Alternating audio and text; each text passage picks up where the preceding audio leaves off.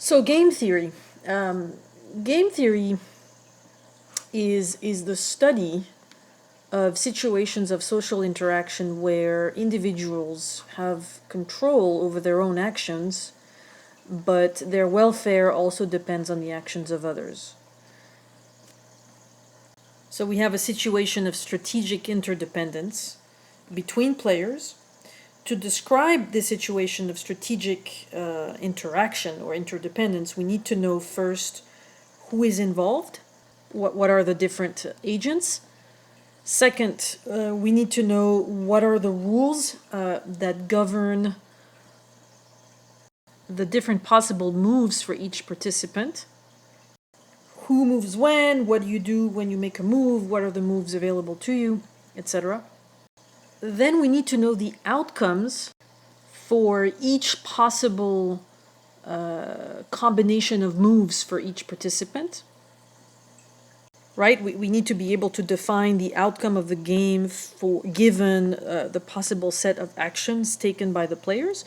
And finally, we need to know the payoffs associated with each outcome, which will take the form of a utility function, typically, for each player.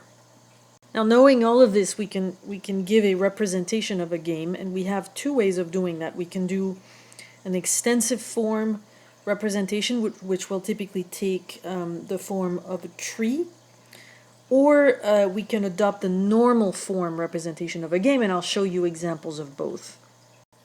In the normal form representation, we'll specify the game directly in terms of strategies and associated payoffs.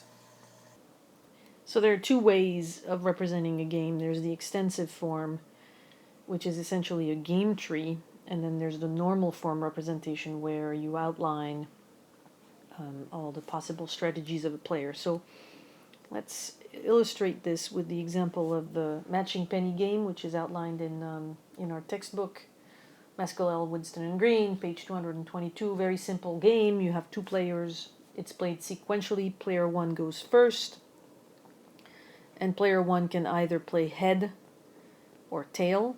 So player one puts a penny down. Player two goes second. Player two can now play head or tail.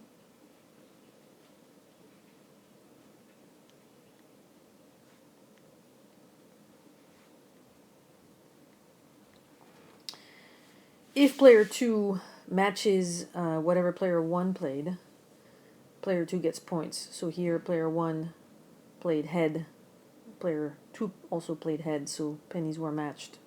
Player two wins, player one loses. Here it was not matched, so player one won.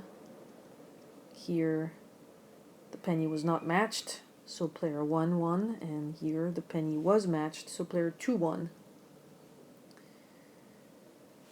Very easy game to play for player two if this is played sequentially and player two knows what player one put down.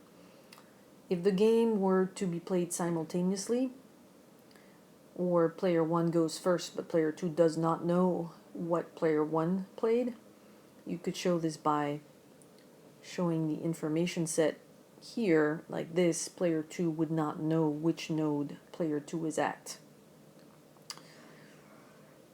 Now, assuming that this is not the case, that the game is indeed played sequentially, how would you represent this game using the normal form representation? Well, you would say that there are 4 strategies for player 2. Strategy 1 is to play head if player 1 played head, and play head if player 1 played tail. Now, a strategy here is a complete description of what player 2 will do given all the possible specific moves of player 1. It needs to be this complete description. So here there are only 2 possible moves for player 1. So each strategy for player 2 is simply player 2's response to each of those 2 moves. So, second possible strategy for player 2 is to play head if player 1 plays head, but to play tail if player 1 played tail. Third strategy is to play tail if player 1 played head, and play head if player 1 plays tail. Fourth strategy is to play tail if player 1 played head, and play tail if player 1 played tail. This is for player 2. For player 1, there are only 2 strategies actually, right? The first strategy is to play head. Second strategy is to play tail. So this was kind of obvious, so I skipped it, but maybe I should have started with that. So let me just erase that. So let me now continue and show you what the normal representation would look like, right? So for player 1, there are 2 strategies, play head or tail. And for player 2, you have 4 strategies.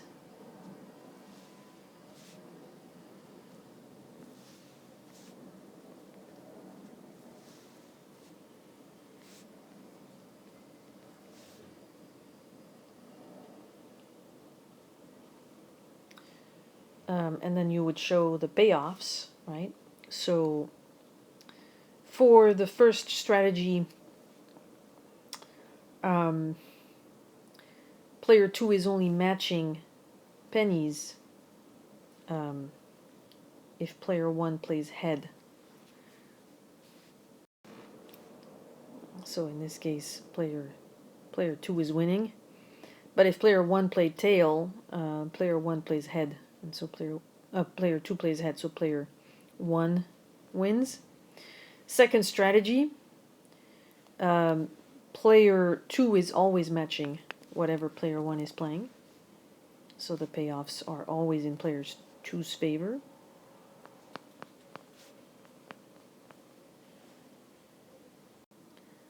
Third strategy, player 2 is never matching the pennies, so player 2 is always losing.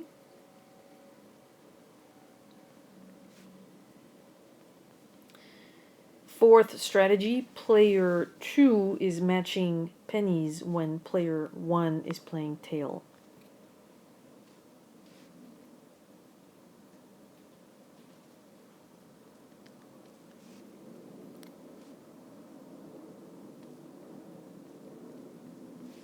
Okay. This concludes the normal form representation for the game. Now, any extensive form representation of a game only has one unique normal form representation. But the converse is not true.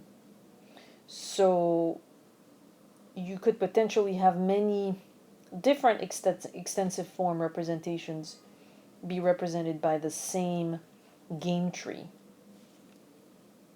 So one game tree could represent different possible, the same normal form representation of a game could actually represent different game trees, which is kind of interesting. So I don't think I need to illustrate this, but I could give you examples. And indeed, our textbook does provide examples of various games where different extensive forms, different game trees can actually be represented by the same normal representation, depending, of course, of how these different strategies are being defined.